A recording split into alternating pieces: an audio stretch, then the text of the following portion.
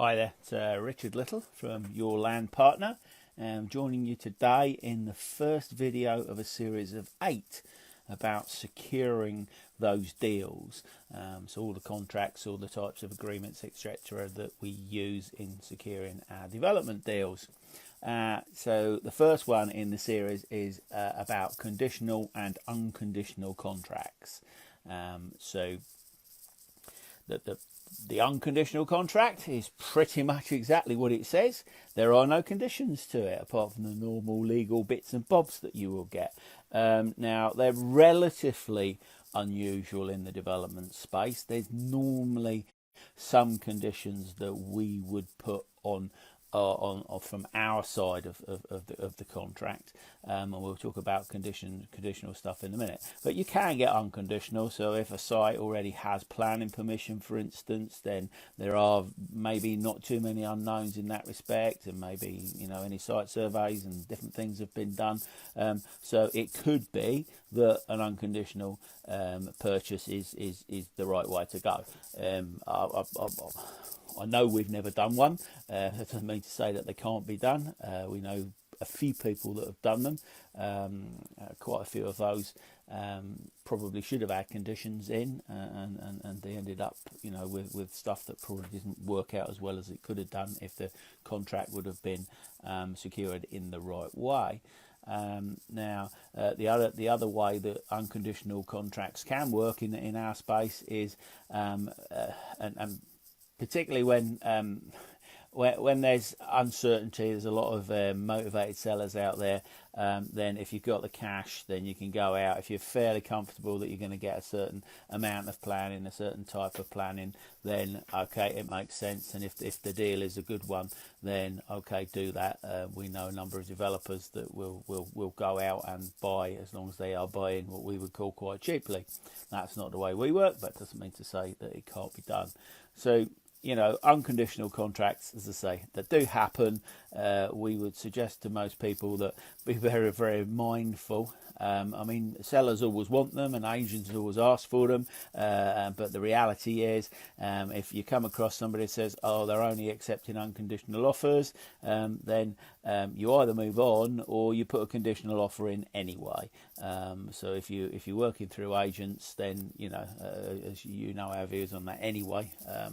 In terms of the very best deals won't come that route. But if you are trying to do that, please don't take any notice when they say they're only accepting unconditional offers, because most experienced developers won't be making unconditional offers. So let's sort of move on to that. It's right. So let's look at conditional. So the types of condition, really, the most common probably that most people would be aware of would be subject to planning.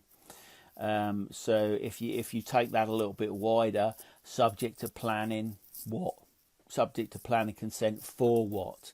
So the way that we lay ours out, is that, it's subject to planning consent for so many square meters or so many dwellings. Ours is pretty much always done in square meters or square footage. I still work in, but it can be structured in a number of ways. What you have to be mindful of is whether, when you're looking at conditional contracts, contracts have to be fair to all parties, fair and reasonable to all parties involved. And if they're not, then at some point through the legal sort of process, then if one party is trying to put on the other party, then there'll be issues. So yeah, everybody's trying to get the best deal that they can, but we maybe naively, from some people's point of view, we move forward on the basis that let's try and get a good deal for everybody, because it works for us. Okay, we might maybe even overpay occasionally from what other people may be able to negotiate, but we're quite comfortable with that. If the deal works, the deal works. So the other thing about conditional stuff is don't be too creative. You can be creative, obviously. The ends, the two extremes on this is don't oversimplify and don't overcomplicate. So obviously you can creatively do both. Now what we want is, as I say, a contract agreement, whatever it might be, that is fair and reasonable to all the parties concerned. and we then once we come to the fair and reasonable terms, we've got a very, very good chance of exchanging and completing on that contract. So, mentioned briefly planning permission. That's quite a key one. That's quite normal. There will be other conditions in there, potentially in terms of time frames. So if you're saying I'll only buy this subject to us getting planning consent for a certain whatever it is, well, okay, how long are you going to take? How long is it? How long will they allow you? How long do you want to negotiate, etc. So every condition can become quite complex in terms of the breakdown and exactly what the terms are. So what can start off at being simply, well, if we get 10 house planning permission for 10 houses on there, then that's it, that's great, we'll buy it off you at X. But actually when it comes down to writing that agreement, so it is fair and reasonable for everybody, it is a little bit more complex. So we have to consider time, we have to consider quantity, and we have to consider the relationship between the value and the time and the quantity. So even subject to planning is it's not complicated, but it's not as straightforward as people say. So there are other things that we could make a deal subject to. So if for instance we were unable because there's a building there or whatever, we're unable to ascertain the full extent of what the ground conditions are, we would nearly always get that done prior to. But if we couldn't for any particular reason, then we would have a condition in there subject to ground conditions. Now that again is a statement, subject to ground conditions. Well, what does that mean? So there would be a monetary value, there'd be a value put to that to sort of say that we have allowed for normal ground conditions, which are, and you'd have to set them out, and we haven't allowed a sum of money of X to actually, put foundations in, etc. Now, if those ground conditions determine that we want piles, or we have to grow out the land, or whatever it is, and we have to put a raft on there, more engineered solutions, then that would then become subject to cost. Now, many of you might not have come across these conditions before, but they are relatively straightforward when they're appropriate. So other things that we will also put in, particularly if we've got something that's going from a planning permission point of view, and this will also come in when you talk about promotions and options, but that's different videos on that. But it's subject to developer contribution changes. Now, most of you know that developer contributions, whether it's affordable housing and all the other raft of things, community infrastructure levy and everything else that you can be responsible for, when they change, they do change with a certain amount of notice. So it should be that, we might get 18 months notice to say that there's a change in an area for a SIL level, so community infrastructure levy. So we might know, but if our planning if subject to planning and the process takes 2 years or 3 years because it has to go to appeal and various other things, there are quite feasibly alterations to developer contributions what can have a massive, nearly always detrimental effect on the value. Excuse me.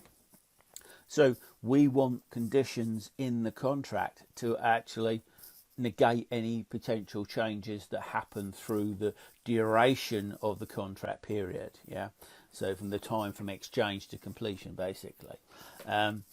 So other things is maybe even subject to things like access. Whether we're actually going to achieve the right access. We might feel that we should be able to get a good access on there, and from the surveys we've done, it looks okay. But if it's on the borderline, we will actually, and it's subject to demolition. We're not going to demolish something until we've actually got until we own it, if you like. I mean, we've never done it. I suppose it's possible with the landowner's permission. You could demolish it, but there are certain things. So I'm talking about here. I'm not talking about perhaps common occurrences, but what I'm trying to point out here is conditional does not mean just planning consent. So there are other things, as we started to point out here, and some of you will already be sort of thinking about, yeah, okay, there may be other things that are on your mind that you can think of, about projects that you've perhaps looked at, that maybe you've even done, that you thought, well, actually could have had that as a condition. So what we're trying to do with a conditional contract is to mitigate some of the risks and pass some of the risk on to the landowner. Now, when the market is very, very strong, they will resist that, and you have to make that decision. We as a business, and the people that we work with, we invest a lot more money up front than many developers do in the whole planning process, with all the reports, investigations, surveys, etc. Because it does two things for us. It makes our planning case stronger, but it also mitigates the risk of the unknown. So a lot of the conditions that we're suggesting that could go in, we tend to mitigate those out, through that process. But the other big one, really, and certainly in times of uncertainty, and this becomes a condition. It's got its own title, etc. But it's conditional on the end value. How much are we going to get for whatever it is project that we're looking at? What is it going to be worth? So, and this goes two ways. So at any point in the market, wherever the markets can sort of behaving, is the market could go up or down from the time that you are having these negotiations and actually securing the contract until to the point of delivery, which could be many months and many years in some respects. So the unknown. So as I say, the market, depending on where you're at, could go up, could go down, could stay similar or up and down a little bit, and sort of end up in the same place. So we're always looking for landowners that are happy to take a bit of the risk if the market falls, and then what we will then do is as the reverse of that, the flip, the other side of that is, if the market improves, then you get more as well. We could draw a line under it and sort of say, well, okay, that's it, subject to planning, we're going to give you 1.1 million, we've got the planning, that's it, all done, dusted, move on. And actually, that's pretty clean. But a lot of what we do, and as I say, it doesn't work for everybody else, is we do look for a genuinely good deal for the landowner. I'll tell you right now, they don't always understand that that's what we're doing. They may well believe that we're just trying to screw them over, but we know we're not. So we're quite confident in our approach, and if it doesn't work for them, we just move on, and hope if they're lucky they might get a better deal somewhere else. But so the extra revenue or the reduced land price, that it can be wrapped up in something called overage. The whole video going to be coming on overage. When you get overage, you get the flip side, which is underage, and we'll spoil what we're going to be talking about when we do that video. But so it is a condition. It's a condition of the contract that I don't know. Maybe you would sort of say, well, I know what we say. Let's do it that way. Really, is again we use that or back to a per square metre, per square foot price. So we're not even talking about units at this end. It's very, very sort of granular. It's to sort of say 5,000 square metres, that's the price. There's a baseline price. But if we achieve above a certain value, for every £100, for instance, that we achieve above that value, so this isn't a joint venture, this isn't a profit share or anything like that. It's quite granularly laid out. It's just, there it is. It's in the table, in the chart, and that's the thing. So above that, you will receive X. Now, that's down to negotiation. I mean, we've got one on the desk at the moment where they will receive £70 in any extra £100 that we receive above a baseline price. Now, that works for us. 70%, we've got another one actually. I think it's going 50-50. That's an option agreement, but so that's another video for another day. Whereas once we reach that baseline price, then above that, we start sharing it, and of course you can ratchet that as well. So there's different. You can have up to a certain amount, you get 50%. Up to the next bit, you can have 100%. But what I said before, be mindful, don't make it overly complicated. So whilst what I'm saying to you now might appear, oh God, what is that? How complicated is that? But actually, when you write it down in a chart at a table, it's dead simple. It's quite clear. And then what we then do, and we suggest you do that and include in your agreements, contracts, is here's an example of what that means. Yeah.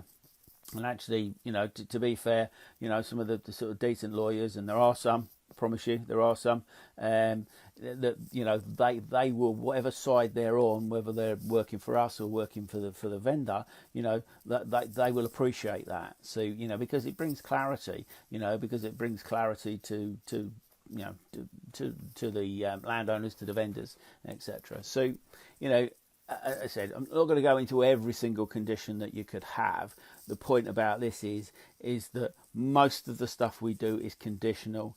Most of the conditions is about de-risking.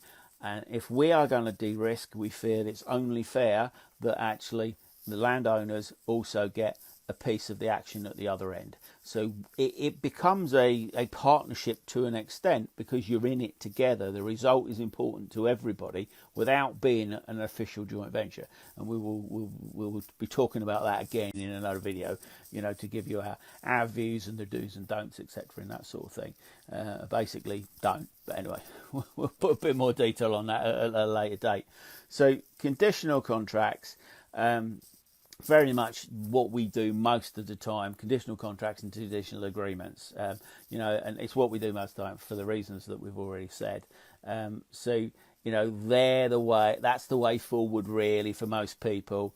Unconditional, if you've got very, very deep pockets, or there is what you would see as a bargain, then okay, go for it. That's not how we work, but it doesn't mean to say it doesn't work on occasions for some people. It possibly does. You'll hear about the odd success story when they managed to buy it at £20,000, and they then got planning and it's worth £200,000 an acre or whatever. So yeah, it can happen, but equally you probably don't hear the other stories where they paid £20,000 an acre and never got planning. And then they've sold it back for £6,000, £7,000, £8,000 an acre to whoever. So so conditional contracts are there to de-risk, help you de-risk, but also bring the best possible result for all parties concerned. And if you get right back to the beginning, every contract, every agreement should be looking for fair and reasonable result for everybody. So if you go into it on that basis, so as I say, most vendors and agents will say to you, no, we want unconditional. Well, of course they do. In an ideal world, yeah, of course I want to sell my piece of land for a top price without any permission on it and anything like that. Of course I do. But in the real world, it doesn't happen very often. So sometimes when you've got a vendor that is quite keen on the unconditional, and sometimes they get stoked up a little bit by agents and various other third parties, shall we say, it's only time that will change that. So, be professional all the way through and tell them why you're offering a conditional. Don't go on about why it's not unconditional. Explain it briefly at the start, just to sort of say that, we have to de-risk. Obviously, we're in this for a business. Anybody that's buying it unconditional, well, good luck if you can, because that would be fantastic for you. However, if you do not receive what you consider an acceptable an unconditional offer, then please talk to us, because what you'll also find is that quite a few, and it is quite a few, experienced developers and their land agents, etc., will be going in and they will be saying, oh yeah, this unconditional, yeah, it's unconditional, and they'll bring the conditions in through the process. So, and it's one of those things that's pretty much unspoken between agents and consultants and everybody else. Look, we know it goes on, guys, but we all pretend it doesn't go on. It goes on all the time. So, yeah, absolutely. Let's shake hands on it. It's £900,000 unconditional. And then all of a sudden it will be coming back, and there's various methods that they use. Is, oh yeah, well, our lawyers have informed us that probably, it is a bit risky, so, we've got to do it. They were never going to do an unconditional purchase from whoever. So if you're a landowner and you're watching this, you might go down that route, and the issue that you know that you'll get is it just extends the time from the time you're putting something on the market or putting it available to the time you actually get money in the bank, if that's what you're looking to do. So be very, very mindful of people that actually are offering unconditional offers, because many of those turn into conditional at some point. So anyway, it's been Richard Little from Your Land Partner. We've been talking about Secure. First video, I think it's 41 out of 100 today, of a series of 8 about Secure, all the different types of agreements, contracts that you can have by securing the deal. And so hopefully that's been helpful for you. And join myself or Bryn or both of us next time. Take care.